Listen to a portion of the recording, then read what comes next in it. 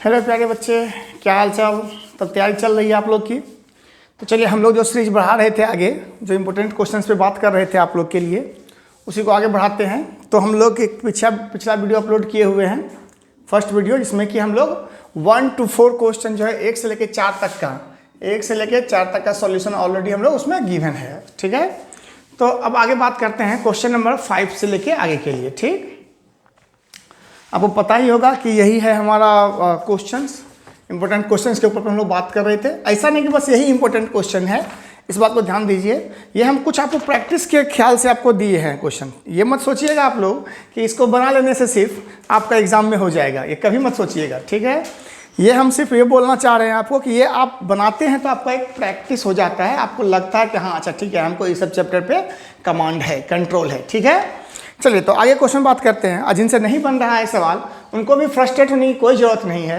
क्योंकि इसमें कुछ क्वेश्चन थोड़ा डिफिकल्ट लेवल पर बनाया गया है। ठीक है, तो वो आप लोग मेहनत कीजिए, अभी 3 दिन है आपके हाथ में, तो उस 3 दिन को आप थोड़ा यूटिलाइज कीजिए अच्छे से, ताकि आपका अच्छा से अच्छा मार्क हो सके। ठीक है, और ऐसा नहीं कि जो क्वेश्चन इसमें दिया हुआ है सिर्फ वही आपको पढ़ना है, इसके अलावा भी आपको पढ़ना है, और हम इसके अलावा भी आपके लिए वीडियो बनाएंगे। ठीक है, चलिए पहले इसको हम कंप्लीट कर लेते हैं पहले। तो क्वेश्चन नंबर 4 तक हो चुका था। यहाँ पे आपको पता है ना कि हमारा ये प्रिम्स एकेडमी है, जहाँ पे हम लोग 9, 10th, 11, 12th के लिए और IITG और नीट की तैयारी की प्रिपरेशन करवाते हैं। ठीक है, हमारा कॉन्टैक्ट नंबर तो आपको हम पहले ही बता चुके हैं। किसी बच्चे को बाद में 10th क्लास कंप्लीट होने के बाद अगर कभी कॉन्टैक्ट करने का जरूरत है तो कर लीजिएगा। 8709650214, ये है हमारा कॉन्टैक्ट नंबर। ठीक है, चलिए अब बात करते हैं हम आपका अभी पहले 10th क्लास के ऊपर पे। आइए क्वेश्चन नंबर 5 देखिए। क्वेश्चन नंबर 5 क्या बोल रहा है, या पहले क्या था, CBSE 2024 के लिए है आपका 10th स्टूडेंट के, 10th बोर्ड के लिए। ठीक है, इंपॉर्टेंट क्वेश्चंस। तो यहाँ पे क्या बोला है, सम ऑफ एरिया। देखो यहाँ पे हम एक ही क्वेश्चन ले पाए हैं एक्चुअली में, वर्ड प्रॉब्लम, किसके लिए, क्वाड्रिकेशन का, लेकिन ऐसा नहीं है। इसके अलावा भी हम जब नेक्स्ट वीडियो बनाएंगे तो उसमें कुछ एक्स्ट्रा क्वेश्चन भी आपको बता देंगे, इंपॉर्टेंट क्वेश्चंस। तो यहाँ पे बोल रहा है sum of the area of 2 square is 468 metre square. Sum of the area दे रखा है। ठीक है, बोला if the difference of their perimeter, तो सम ऑफ एरिया हम यहाँ पे लिख देते हैं कुछ पॉइंट। सम ऑफ एरिया कितना दे रखा है आपके पास, 2 स्क्वायर का कितना दे रखा है, 468 मीटर स्क्वायर। कोई डाउट मन में? उसके बाद क्या बोल रहा है, difference of their perimeter, difference of perimeter दे रखा है आपका, डिफरेंस ऑफ पेरीमीटर दे रखा है, कितना दे रखा है आपके पास, 24 मीटर। तो अब क्या पूछ रहा है, find the side of 2 square. तो आपको दोनों स्क्वायर का जो है, देखो 2 स्क्वायर है जिसका कि सम जो है, उसका एरिया का सम जो है वो कितना है, 468 मीटर स्क्वायर है। उसका डिफरेंस ऑफ पेरीमीटर कितना है, 24 मीटर है। तो अब से साइड पूछा जा रहा है। तो देखो यहाँ पे बहुत सारे बच्चे क्या करते हैं कि साइड को, एक को x मान लेते हैं, तो दूसरे के लिए थोड़ा कन्फ्यूजन उसको क्रिएट हो जाता है। यहाँ पे ध्यान दो, डिफरेंस ऑफ पेरीमीटर दे रखा है आपको, कितना दे रखा है, 24 मीटर। तो सबसे पहले आप इसी का यूज करना, इसी पार्ट से। तो हम मान लेते हैं let the side of smaller square, 2 square होगा ना, एक छोटा होगा एक बड़ा होगा, तो स्मॉलर स्क्वायर जो है उसका जो साइड है वो कितना मान लेते हैं हम लोग, x मीटर मान लिए। तो उसका पेरीमीटर क्या हो जाएगा बताओ, पेरीमीटर क्या हो जाएगा, 4 इंटू साइड होता है ना, तो क्या हो जाएगा, 4x मीटर हो जाएगा। अच्छा एवं बताइए, अब डिफरेंस ऑफ पेरीमीटर 24 मीटर है, तो इसका मतलब है कि छोटा वाला का पेरीमीटर क्या होगा, छोटा होगा, और बड़ा वाला का पेरीमीटर क्या होगा, बड़ा होगा। तो ऐसे लिखो कि perimeter of larger square, larger square. अच्छा हैंड राइटिंग में थोड़ा दिक्कत हो सकता है किसी बच्चे को, तो क्या करेंगे इसमें से, इसके छोटा वाला पेरीमीटर में से 24 मीटर क्या कर देंगे, इसमें से ऐड कर देंगे, तब ना बड़ा वाला का मिलेगा। भाई बड़ा वाला का तो पेरीमीटर भी क्या होगा, बड़ा होगा, ऑब्वियस सी बात है। तो पेरीमीटर ऑफ लार्जर स्क्वायर मिल गया, तो इसका मतलब आप लिख सकते हैं कि side of larger square, side of larger square. तो क्या हो जाएगा, पेरीमीटर का क्या करते हैं, 1/4 कर देते हैं, तो पेरीमीटर से आप क्या कर दीजिए, जो पेरीमीटर आया है उसको 4 से डिवाइड कर दीजिए, तो आपके पास क्या हो गया x प्लस 6 मीटर। 4 कॉमन ले लीजिएगा, देखो ध्यान से सुनो, ऐसे कर देते हैं, यहाँ बता देते हैं आपको। अब क्या कीजिएगा, इसमें से 4 कॉमन ले लीजिएगा, तो यहाँ पर क्या बचेगा x प्लस 6 डिवाइडेड बाई 4, 4 से 4 कैंसिल हो गया, तो क्या आ गया x प्लस 6 मीटर। ये क्या आ गया, पेरीमीटर, सॉरी साइड आ गया किसका, लार्जर स्क्वायर का। अब दोनों का एरिया आप निकाल के इसका सम कर दीजिए इसका। तो लिखिए अकॉर्डिंग टू क्वेश्चन, किसका किसका स्क्वायर, छोटा वाला का स्क्वायर, तो स्क्वायर का जो एरिया होता है उसका क्या होता है, साइड का स्क्वायर होता है ना, ध्यान सुनो, एरिया ऑफ स्क्वायर, ये तो पता ही होगा आप लोग को, बराबर क्या होता है x का स्क्वायर, ये इनसाइड का स्क्वायर। तो यहाँ पे क्या हो जाएगा बोलो, x का स्क्वायर अब प्लस इसका साइड कितना है भाई, लार्जर का x प्लस 6, तो x प्लस 6 का स्क्वायर बराबर कितना हो गया 468। अब क्वाड्रेटिक आपके सामने में है, इसको सॉल्व कर लीजिए, आपका आंसर है। तो x स्क्वायर प्लस 36 प्लस कितना 12x बराबर कितना हो गया 468। तो यहाँ पर कितना आ गया 2x स्क्वायर प्लस 12x, इसको इधर ला दो, तो कितना हो जाएगा बताओ, इसमें से 432 बराबर 0 हो गया, 2 चाहो तो कॉमन खत्म कर दो, तो x square plus 6x minus 216 बराबर 0। क्या दिखाई पड़ रहा है ना भाई यहाँ तक। इसके बाद इसका बताओ कितना आएगा, 216 का करोगे तो फैक्टराइजेशन करो 216 का, देखो 216 का फैक्टराइज करोगे और क्या लाना होगा आपको बताओ जरा, 6 लाना है। तो कैसे करेंगे, 2 से करेंगे 108, 2 से करेंगे कितना हो जाएगा 54, 2 से 27, 3 से 9, 3 से 3, क्या लाना है आपको 6 लाना है भाई। 6 कैसे पूरा जरा बताओ तो, 2 4 8 24 9 नहीं तो 3 3 9 9 18, हाँ 12 और 18। देखो ध्यान से सुनो, तो यहाँ पर क्या हो जाएगा जरा बताओ, इसमें से x square plus 18x minus 12x minus 216 बराबर क्या आ गया जी, देखो यहाँ अलग से बना हुआ था ऊपर है जी, ठीक है। उसके बाद यहाँ पे क्या आ गया, x कॉमन ले लीजिए, तो x प्लस 18 अब माइनस 12 कॉमन ले लीजिए, तो x प्लस 18 बराबर क्या हो गया 0। तो यहाँ पर क्या आ गया x प्लस 18 और x माइनस 12 इक्वल टू 0। तो आपके पास x का मान क्या क्या आया, तो x का मान आ गया माइनस 18, जो कि पॉसिबल नहीं है, साइड कभी निगेटिव नहीं हो सकता, नॉट पॉसिबल कर दो, नॉट पॉसिबल। तो x का मान क्या हो जाएगा 12।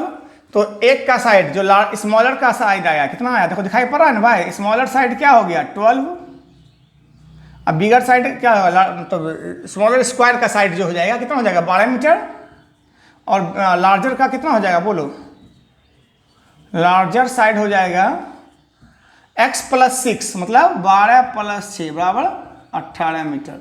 क्या दिखाई पड़ रहा है कि नहीं पड़ रहा है, लास्ट में हमको लगता था दिक्कत हो गया आवाज़ समझने में, दिखाई पड़ रहा है कि नहीं पड़ रहा, पहले देखने दो हमको।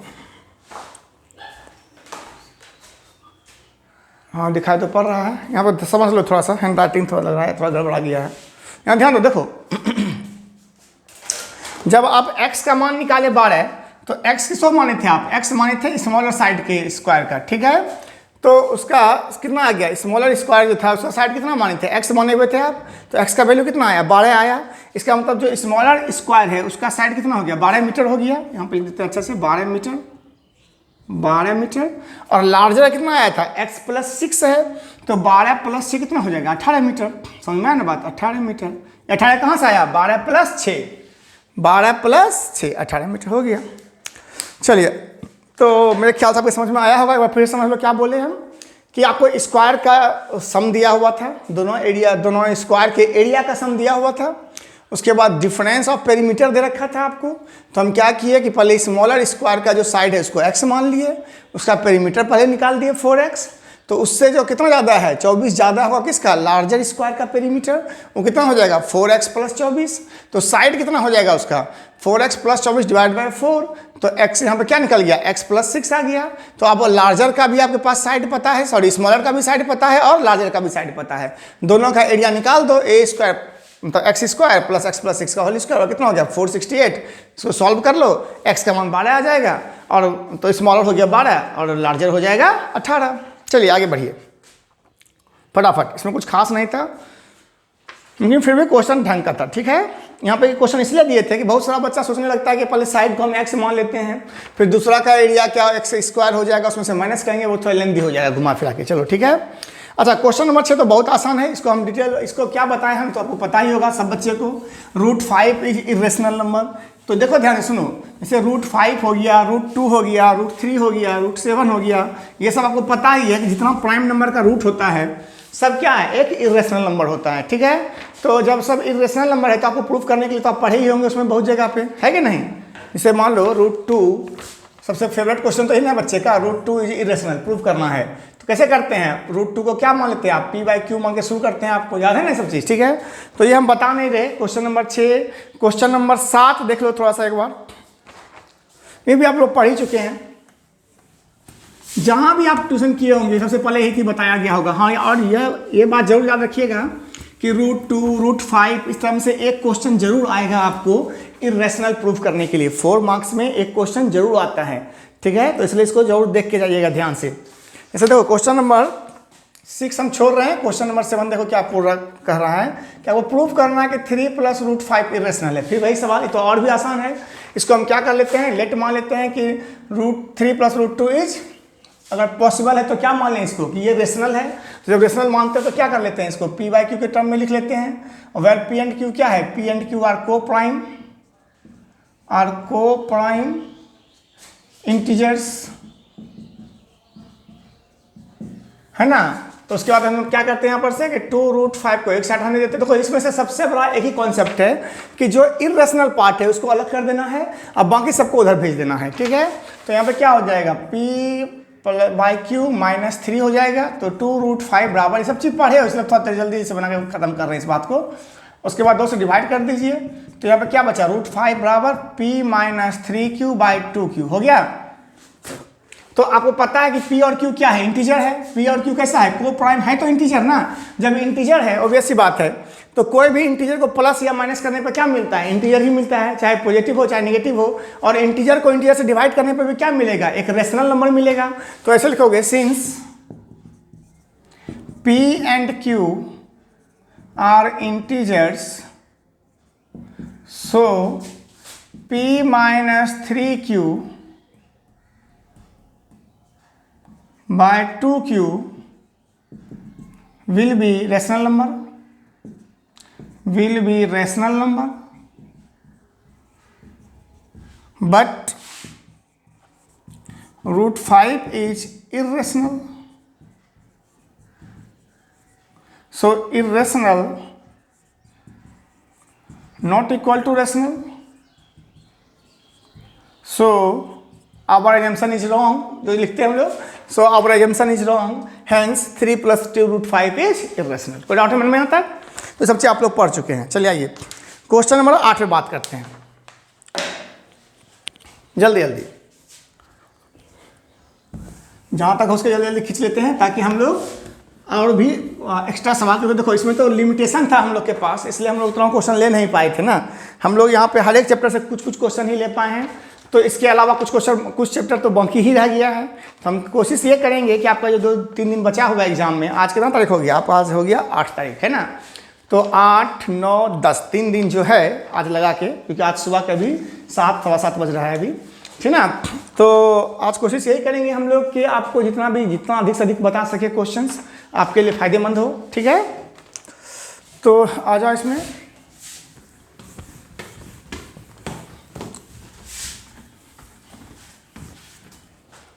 सुनो, तो हम बात कर रहे थे, क्वेश्चन है यहाँ पे एक, देखो ये भी एक अच्छा क्वेश्चन है। Question number 8, solve the equation.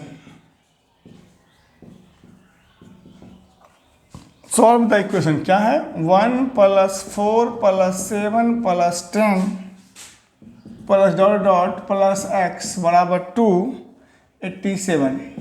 ठीक है, ये आपको दिया हुआ है, आपको इक्वेशन को सॉल्व करना है।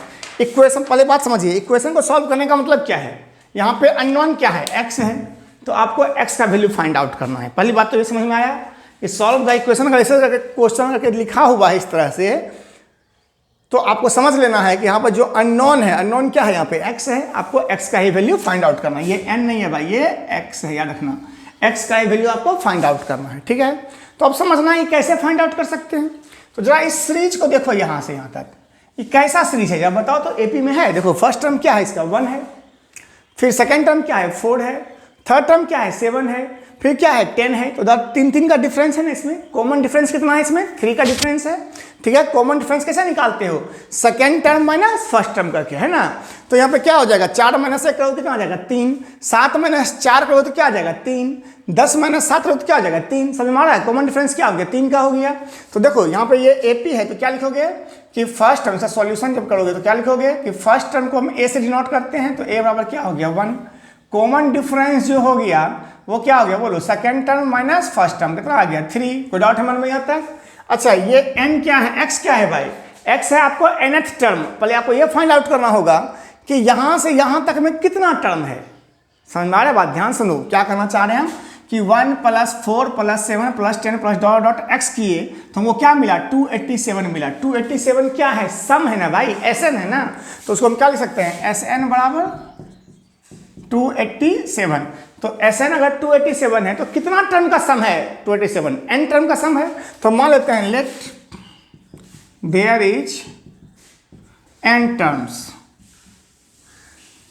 ठीक है, या ऐसे करो let nth term is x, ऐसे कर दो लेट nth टर्म, सबसे अच्छी बात है nth term is x। x क्या है इसका nth टर्म है, तो इसका मतलब टर्म कितना हो गया n हो गया। कोई डाउट मन में यहाँ तक है। तो अब आप Sn का फॉर्मूला लगाइए। Sn का फॉर्मूला क्या होता है n/2 2a + n-1 × d। तो आपको Sn पता है ये है 287 बराबर n, तो n ही रहेगा।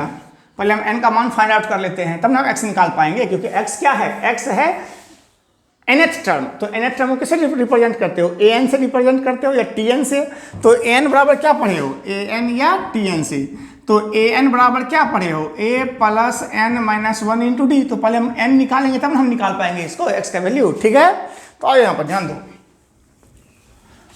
तो पहले हम क्या करेंगे इसमें से n/2 2a जब क्या हो जाएगा 2 × 1 + n-1 और d की जगह पे क्या है 3। इसको सॉल्व कर लो, यहीं से n का वैल्यू निकल जाएगा तुम्हारे पास। तो आप एक काम कीजिए इसको कि 287 बराबर, समझते चलना, हैंड राइटिंग थोड़ा सा दिक्कत दे सकता है, n/2 2 प्लस यहाँ पर कितना होगा बताओ 3n-3। कोई डाउट मन में यहाँ तक। एक काम कीजिए इसको इधर मल्टीप्लाई कर दीजिए, कितना हो जाएगा 7 × 14 56 1 57, ठीक है, बराबर n × 3n-1। इसको और सॉल्व कर लो तो क्या हो जाएगा 574 = 3n² - n। अभी देखो ये कैलकुलेशन थोड़ा सा ज़्यादा है, तुमको डिफिकल्ट होने जा रहा है नहीं। चलिए आइए देखते हैं। तो क्या हो जाएगा 3n² - n और माइनस 574 बराबर क्या आ गया 0। अब देखो यहाँ तक सही है ना भाई, कोई डाउट नहीं इसमें से। देखो 7 दूनी 14 8 दूनी 16 17 5, हाँ ठीक है चलेगा। तो अब देखिए आप क्या करते हैं, इसको इंटू करते हैं और बीच में नंबर लाने की कोशिश करते हैं n का वैल्यू। चलिए फैक्टर इसको इंटू करते हैं। तो इंटू करने के बाद कहाँ पे इसको लिख लिया जाए, हम इधर कोशिश करते हैं लिखने का इसको। देखो कभी भी आप इसको इंटू इतना मत करते बैठना, आपको पता ही है कि जो भी नंबर आया होगा उसको पहले 3 से करेंगे तो यहाँ पे क्या आ जाएगा 574। समझ में आ रहा है बात, क्या बोले नहीं समझ में आया। देखो यहाँ पे आ जाओ 4 × 12 7 × 21 1 22 5 × 15 16 17, यही ना आया जी। तो इसको पहले 3 से ही कर दो, क्योंकि 3 से ही इंटू करने पे मिला था ये चीज़। 3 से करो, कितना आ गया बोलो ऊपर से, इतने आ जाएगा। कोई डाउट मन में यहाँ पर से। अच्छा उसके बाद किससे लगेगा इसमें, देखो तो इसमें से 2 से लगेगा। 2 से लगाने के बाद क्या आएगा 287 आ जाएगा 287। उसके बाद और किससे लग सकता है, किसी से ना लगे तो 7 से तो लगेगा ही लगेगा। 7 × 28, चलो ठीक है, अब प्राइम नंबर मिल गया 41, कटेगा नहीं है।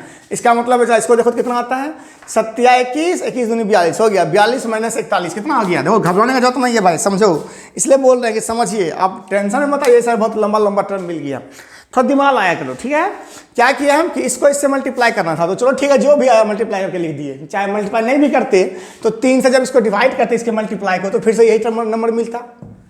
लेकिन फिर तुम इंटू कर लो, ज़्यादा कन्फ्यूज मत हो। इसको इससे मल्टीप्लाई कर लो और इंटू कर लो। इंटू करने पे इतना आया, इसको 3 से डिवाइड किए तो क्या मिल गया 574 मिला। अब फिर से 2 से डिवाइड किए, यहाँ पे 2 से ही इंटू करने पे मिला था ये टर्म, तो 2 से डिवाइड किए तो कितना आ गया 287 आ गया। 287 में 7 से तो भाग लग ही जाएगा, एक 41 आ गया। 41 किसी से आप डिवाइड होगा नहीं क्योंकि ये प्राइम नंबर है। तो यहाँ पे आप क्या क्या लिख सकते हैं इसको, आप बताइए तो आप 3n square minus 42n plus 41n minus 574 बराबर क्या आ गया 0। चलो इसको सॉल्व कर लो। अब 3 कॉमन ले लो 3n तो n माइनस 14 प्लस 41 कॉमन ले लो तो n माइनस 14 बराबर 0।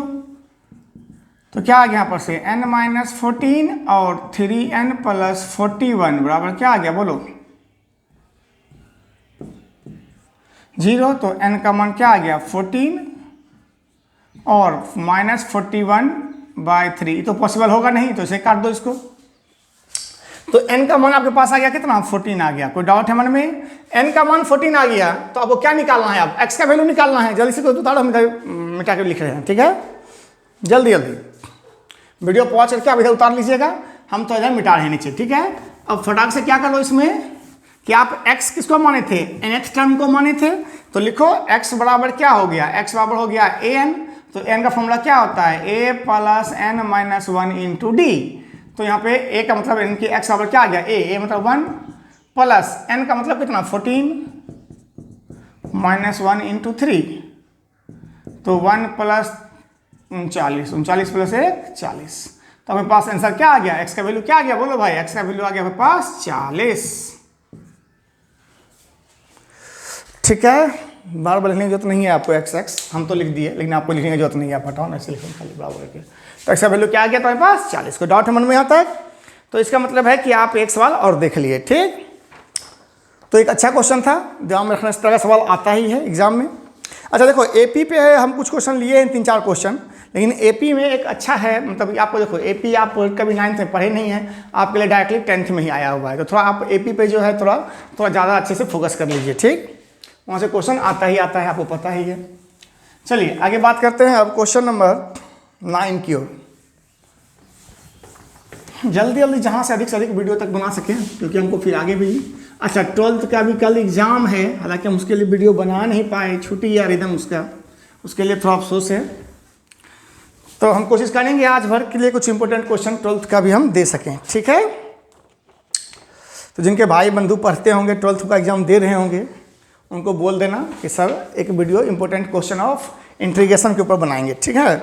आ जाओ क्वेश्चन नंबर बात कर लेते हैं किसका 9 का। क्या बोला है, find the number of terms in series 20। देखो ये भी एक अच्छा क्वेश्चन है।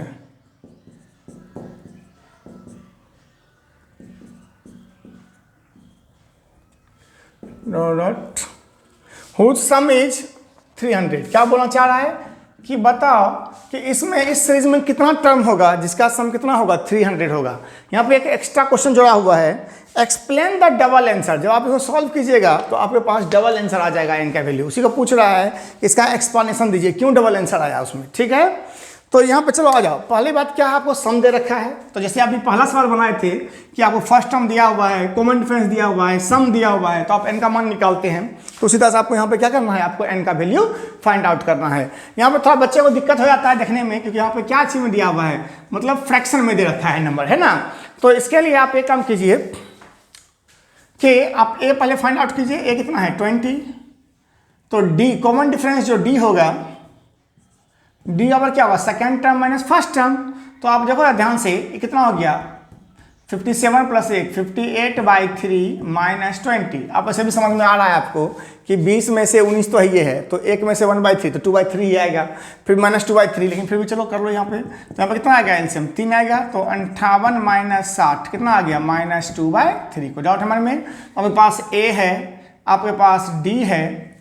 अब हम बात कर रहे हैं, आपके पास SN भी दिया हुआ है, SN कितना दे रखा है 300। तो आपको क्या फाइंड आउट करना है, आपको अब आपको n का वैल्यू फाइंड आउट करना है। चलिए आइए, तो अब आप क्या लगाइएगा, SN का फॉर्मूला आपको पता है, ये है, हम डायरेक्टली लिख रहे हैं यहाँ पर से कि 300 बराबर क्या हो जाएगा बोलो n/2। लिख देना कि let there are n terms, ठीक है। तो 2a मतलब 2 गुना 20, थोड़ा देरी से कर रहे हैं हम थोड़ा से। तो एस एन बराबर क्या होता है, n/2 2a plus n-1 into D मतलब -2/3। इसी को सॉल्व करना है हमको, फटाफट सॉल्व कर लो इसको जल्दी जल्दी। तो आपके पास क्या आ गया, 300 बराबर n/2, ये हो गया 40। अच्छा एक काम करो, इसमें से आप 2 को कॉमन निकाल दो, क्योंकि फिर 2 इधर रख के बेकार फालतू टेंशन देगा। 2 यहाँ भी है, 2 यहाँ भी है, 2 को बाहर निकालो। तो यहाँ पे क्या बचा, 20 बचा। या प्लस इंटू माइनस क्या हो जाएगा भाई, माइनस हो जाएगा, तो -n-1। और नीचे में क्या बच गया जरा बताओ तो, n-1, 2 तो खत्म, 2 बाहर निकल गया, तो यहाँ पे क्या बचा, सिर्फ 3 बच गया। कोई डाउट मन में यहाँ तक? तो 2 से 2 कैंसिल आउट हो गया। तो आपके पास बचा हुआ है, दिखाई पड़ रहा है ना नीचे, देखो बता, 300 बराबर n इंटू, इसका एल्सियम ले लो, 3 आ जाएगा, तो 60 माइनस n प्लस 1। तो आपके पास क्या आ गया जरा बताओ, 300 बराबर n/3 इंटू 61 माइनस n। कोई डाउट में मेरा देख लो यहाँ पर से क्या हो गया, 300 बराबर n/3 61 माइनस n। तो आप एक काम कीजिए, अब इस 3 को इधर मल्टीप्लाई कर दीजिए, तो क्या हो गया, 900 बराबर 61n माइनस n का स्क्वायर। तो सबको इधर लेके आ जाओ, तो n का स्क्वायर माइनस 61n प्लस 900 बराबर क्या आ गया, 0। अब 61 कैसे लाएंगे भाई, 900 को तोड़ के, तोड़ो 900 को, 2 से 450, 2 से 225, 3 से 75, 3 से 25, 5 से 5। आपको 61 लाना है, मतलब कि आपको इवन और ऑड को जोड़ना है या माइनस करना है, ठीक है। आ जाओ, 75 में से 3 दूनी 6, दूनी 12 नहीं आएगा ना, कुछ लगाओ, दिमाग लगाओ, 25 25 ना, 15 कैसे आएगा भाई, जल्दी लाओ, 61 कैसे आ सकते हैं, 25 25, 3 3 9 18 36, अच्छा 36 25, ठीक हो गया। तो कितना आ गया बताओ इसमें से, n स्क्वायर माइनस 36 ना, 3 3 9 9 36, हाँ, तो 36n माइनस 25 25 25। देखो हम रट के नहीं आते सवाल भाई आपके लिए, ठीक है, हम जो आप फेस कीजिएगा भाई हम भी फेस करते हैं यहाँ पे, ठीक है। 900 बराबर 0। तो आ जाओ, हम ऐसे टीचर नहीं कि आपके लिए जो है ना, मतलब पहले से रट बट के आए और तुमको हम बता दें, हमको क्वेश्चन लगा अच्छा हम लिख दिए खाली, ठीक है। आ जाओ, तो यहाँ पर क्या आ जाएगा जरा बताओ इसमें से, आप वही क्वेश्चन हम डिस्ट्रीब्यूट कर चुके हैं कब, कल ही, और उसका हम सोल्यूशन कल भी कुछ बताए थे आपको, वीडियो अपलोड किए हुए थे कल शाम में। उसके बाद रात में कहो ना, रात में वीडियो अपलोड हुआ उसका, उसके बाद अभी हम सुबह सुबह वीडियो बना रहे हैं फिर से नेक्स्ट का, ठीक है। तो n को मान लो, तो यहाँ पे क्या हो गया, n माइनस 36 माइनस 25 को मान ले लो, तो क्या हो जाएगा इसमें से, n माइनस 36 बराबर क्या आ गया, 0। तो ऐसा आप देखो आपके पास n का 2 वैल्यू निकलने के लिए तैयार है ना, n माइनस 36 n माइनस 25 बराबर 0। तो n का मान क्या क्या आ गया, 25 और 36। अब यही क्वेश्चन तुमसे पूछ रहा था, n का मान तो फाइंड आउट कर लिया आप, इन क्वेश्चन पूछा था आपसे कि find the number of terms in the series. तो सीरीज में कितना टर्म हुआ, 25 और 36। इनफैक्ट सेकंड हाफ तुम्हें क्वेश्चन पूछ रहा है, explain the double answer. Double answer क्यों आया आपके पास भाई, ये बताओ। तो देखो एक बात समझो कि यहाँ पे आपका जो कॉमन डिफरेंस है वो क्या है, निगेटिव है। तो निगेटिव है तो कभी ऐसा हो जाएगा आगे बढ़ते बढ़ते कि कोई टर्म क्या हो जाए, 0 हो जाए, ठीक ना। जैसे तो घटते जा रहा है ना, देखो यार सीरीज क्या है, ये इस डिक्रीजिंग जीपी है, सॉरी डिक्रीजिंग एपी है। तो जब एपी डिक्रीजिंग है तो वैसी बात है कि कहीं जाते जाते जाते जाते आप चाहो तो निकाल भी सकते हो कि यहाँ पे कोई टर्म ऐसा हो जाएगा जो क्या हो जाएगा, 0 हो जाएगा, ठीक है। तो इसके बाद एक्चुअली होता क्या है कि 0 के इधर जितना पॉजिटिव टर्म है और उतना इधर क्या होता है, नेगेटिव टर्म हो जाता है, और दोनों का सम करने पे क्या होता है, ओवरऑल 0 हो जाता है। इसका मतलब ये है कि 25 के बाद से 36 तक का जितना भी सम होगा, जितना भी टर्म बनेगा, सबका सम आपस में क्या हो जाएगा, 0 हो जाएगा। तो ऐसे लिखना कि सिंस एपी इज डिक्रीजिंग, इसका आंसर ऐसे लिख देना, since AP is decreasing so sum of all terms from 26th to 36 will be 0, will be 0। ठीक है, समझ आया बात? डिक्रीजिंग लिखा हुआ है, SING है, decreasing. So sum of all terms from 26 to 36 will be 0। तो यहाँ पे n का मान क्या आ गया? 25 और 36। इतना लिख दो, काम चल जाएगा, ठीक ना। चलिए फिर आगे हम बात करते हैं इसके बाद क्वेश्चन नंबर 10 का। जल्दी लिखो फटाफट, क्वेश्चन नंबर 10।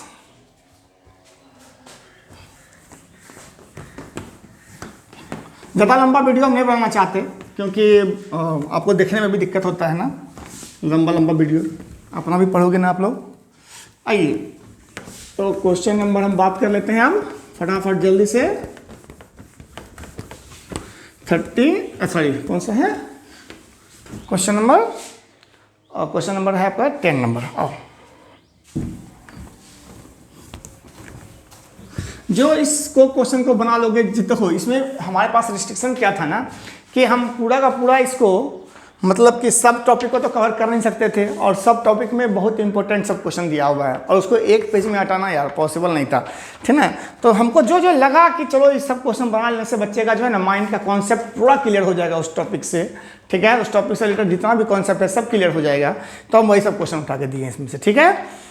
तो लेकिन बहुत सारे क्वेश्चन छूट भी गए हैं। चल बात है, हम तुमको बताए थे कि लीनियर इक्वेशन में बोट एंड स्ट्रीम का क्वेश्चन जरूर पढ़ लेना उसका, इसमें हम डाल नहीं पाए हैं। उसका एक ऑलरेडी वीडियो डाला हुआ है प्रिम्स एकेडमी के ऊपर पे। फिर क्वालिटिक में भी बहुत सारा वर्ड प्रॉब्लम छूटा हुआ है तुम्हारा, तो वो सब भी हम बनाने की कोशिश करेंगे।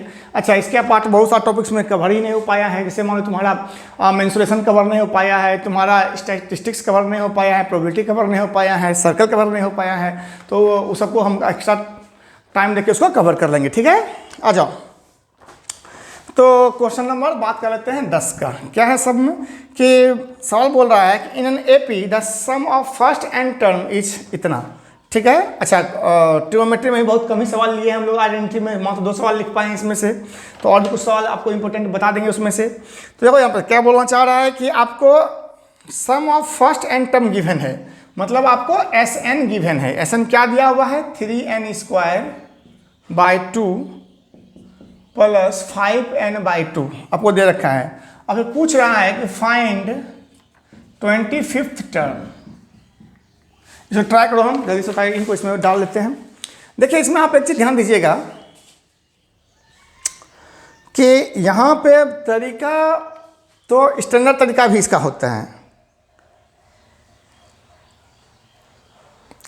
स्टैंडर्ड तरीका कहने का मतलब ये हो गया कि आप SN निकालते हैं, SN-1 निकालते हैं, उसके बाद उनको माइनस करते हैं, तो आपको क्या निकल जाता है? TN निकल जाता है, ठीक ना। समझो क्या बोलना चाहे अभी कि TN बराबर या AN बराबर लिखो, अगर आप AN लिखते हैं तो AN बराबर होता है SN-SN-1, मतलब जैसे समझो अगर 10 टर्म के सम में से 9 टर्म का सम माइनस कर दें तो कौन सा मिल जाएगा? 10वां टर्म नहीं मिल जाएगा, वही वाला करने का मतलब है यहाँ पे, ठीक है। लेकिन अगर इतना करने जाओगे तो थोड़ा लेंदी हो जाएगा आपके लिए, ठीक है। हालांकि उससे क्या होता है, उससे डायरेक्टली बन जाता है सवाल, ठीक। लेकिन हम आपको एक छोटा सा मतलब मासूम तरीका बता देते हैं, ठीक है। उस मासूम तरीका से आप बना लीजिए। ये सब है उसके लिए जो इसका मैथमेटिक्स अच्छा है, मतलब जो अच्छे से बनाना चाहता है, ठीक है। चलो आ जाओ, तो हम बात कर लेते हैं आपको एक मासूम तरीका, क्योंकि आप लोग भी मासूम हैं तो आपके लिए मासूम तरीका भी होना चाहिए, है ना। इसको आप लोग 11th में आप पढ़ते रहना इस तरीके को, ठीक है। तो यहाँ पे आ जाओ, क्या करना है इसमें से सबसे अच्छा तरीका में कि आप n का वैल्यू पहले 1 पुट कर लेना। कोई डाउट हमारे में यहाँ तक? तो n का वैल्यू 1 पुट कर लोगे तो क्या हो जाएगा? S1 बराबर क्या हो जाएगा? 3 × 1 का स्क्वायर डिवाइड बाई 2 प्लस 5 × 1/2, तो कितना गया बताओ? तो 3/2 प्लस 5/2 भाई कितना आएगा? 8/2 कितना हो गया? 4 हो गया। अच्छा एक बार बताइए आप लोग कि S1 मतलब क्या हुआ? एक टर्म का सम। S1 मतलब 1 टर्म का सम। तो 1 टर्म का सम, जैसे मान लो हम अगर कोई AP लिखते हैं 2, 5, मान लो 8, इस तरह चल रहा है, तो पहला टर्म का सम क्या होगा भाई? 2 ही होगा ना। पहला टर्म का सम क्या होगा? 2 होगा। तो इसका मतलब है कि S1 लिखो, चाहे इसको T1 लिखो या A लिख दो, कोई डाउट है इस बात में? A1 ही तो है। इसका मतलब तुम्हारे पास पहला टर्म क्या निकल गया? तुम्हारे पास 4 निकल गया। A1 लिखो चाहे A लिखो, ठीक है। तो a1 क्या हो गया 4 हो गया। अच्छा अब n का मान 2 पुट कर दो तो s2 निकल जाएगा। n का मान 2 पुट करेंगे तो क्या हो जाएगा s2 निकल जाएगा। तो s2 अब क्या हो जाएगा 3 इंटू 2 का स्क्वायर 4/2 प्लस 5 गुना 2/2। देखो 2 से 2 काटोगे कितना आ जाएगा 6 प्लस 5 कितना आ गया 11 आया। बस थोड़ा दिमाग यहाँ पे लगाना। s2 का मतलब क्या हुआ 2 टर्म का सम। तो 2 टर्म का अरे भाई तो मतलब जस्ट एक एग्जांपल के लिए लिखे हैं, ठीक है ना, समझ रहे हैं ना बात। s2 का मतलब क्या हो गया 2 टर्म का सम। तो 2 टर्म में कौन कौन आएगा s2 बराबर हम क्या लिख सकते हैं s2 बराबर a1 प्लस a2 बराबर कितना हो गया 11। तो a1 का मान आपके पास 4 दिया हुआ है, पुट कर लो इसमें से। तो 4 प्लस a2 बराबर 11 हो गया। तो a2 का मान कितना आ जाएगा 7 आ जाएगा। अब आपके पास देखो तो सीरीज बन गया, देखो ध्यान से आपको सीरीज बन गया। a1 आपको पता चल गया a1 बराबर 4 a2 बराबर 7 यहाँ पर निकाले ना आप, फिर ध्यान समझो। आप जब n का मान 2 पुट किए तो आपके पास क्या निकल गया s2 निकल गया। s2 का मतलब क्या होता है s2 का मान कितना आया 11 आया पहले। s2 का मतलब क्या होता है पहला 2 टर्म का सम। तो पहला 2 टर्म क्या था a1 और a2 था, तो उसका सम कितना होगा 11 हो गया। a1 का मान आप 4 निकाल के बैठे हुए हैं वहाँ से, तो a2 का मान कितना हो जाएगा 7 हो जाएगा।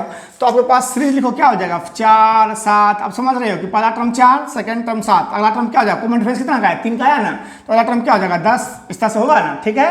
तो यहाँ पे a बराबर क्या हो गया 4, कॉमन डिफरेंस कितना हो गया 3 का। अब क्या पूछ रहा है n का मान क्या दिया हुआ है 25th टर्म पूछ रहा है।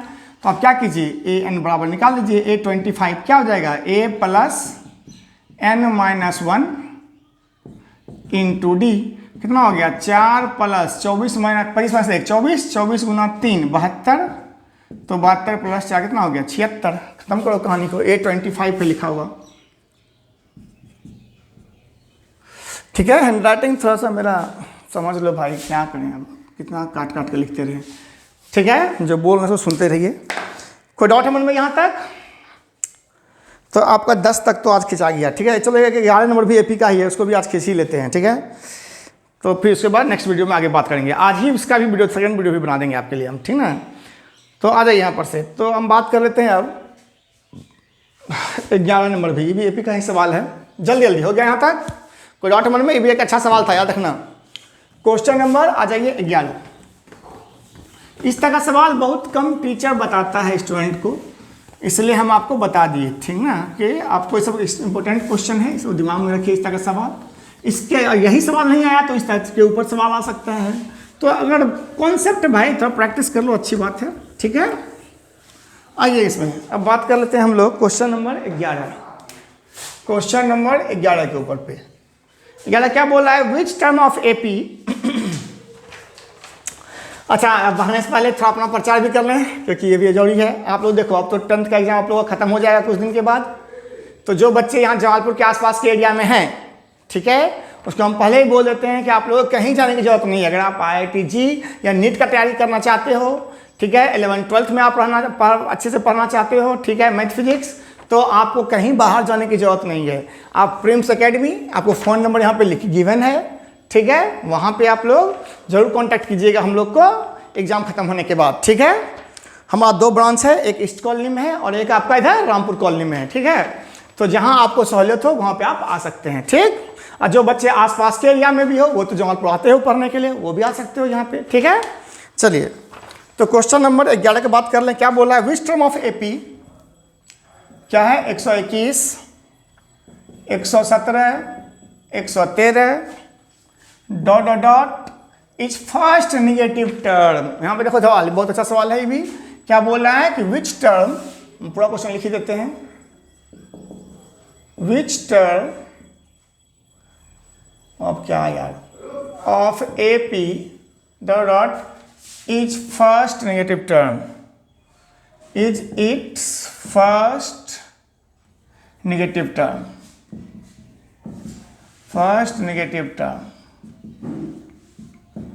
ठीक है। तो पहला नेगेटिव टर्म आपसे पूछ रहा है। तो नेगेटिव टर्म का मतलब क्या हुआ भाई, मतलब देखो फिर समझो, फिर से डिक्रीजिंग जीपी है ना, तो डिक्रीजिंग जीपी है तो कहीं ना कहीं घटते घटते कहीं तो बढ़ते बढ़ते बढ़ते बढ़ते घटते घटते जीरो या जीरो से छोटा मिलना शुरू हो जाएगा। समझ में आ रहा है बात? जीरो मिले चाहे ना मिले, लेकिन जीरो से छोटा तो होना शुरू हो जाएगा ना कहीं जाते जाते।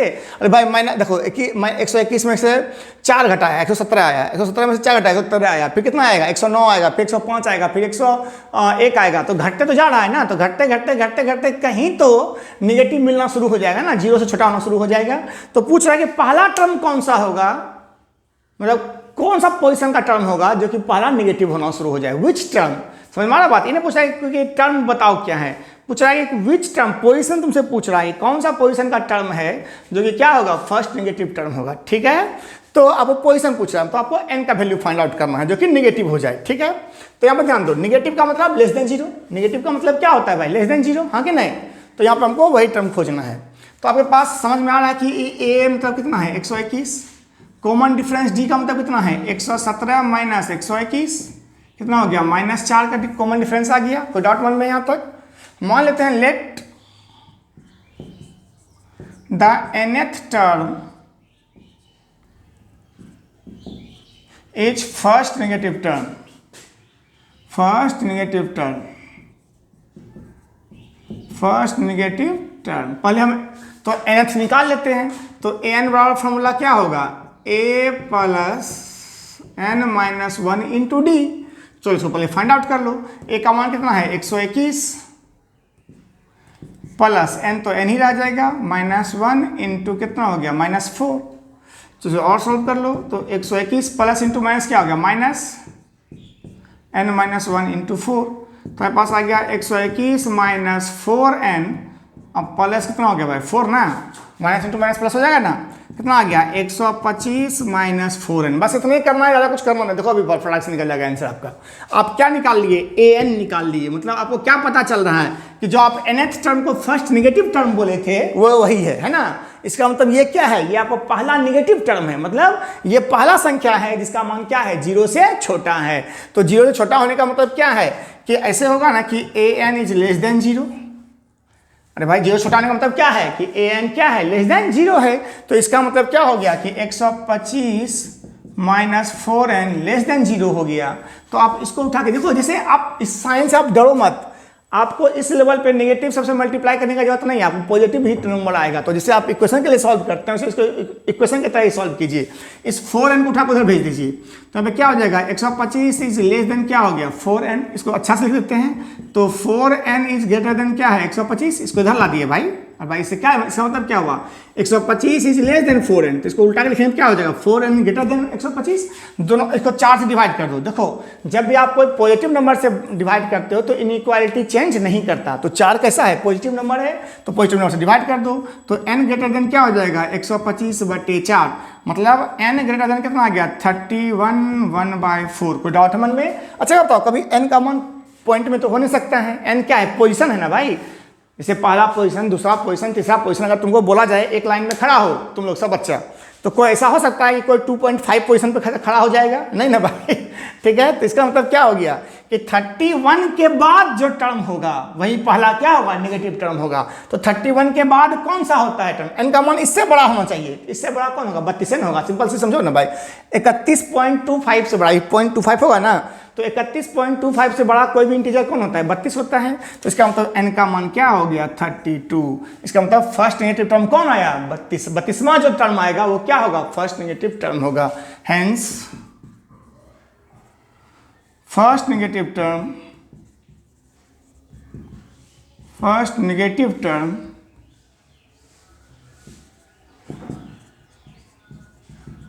विल बी 32th टर्म, मतलब 32वां टर्म। ठीक है, तुमसे पूछता है कि 32वां टर्म क्या है वो भी बता दो, तो तुम इसमें पुट कर लेता है आराम से, अपने आप निकल जाता है।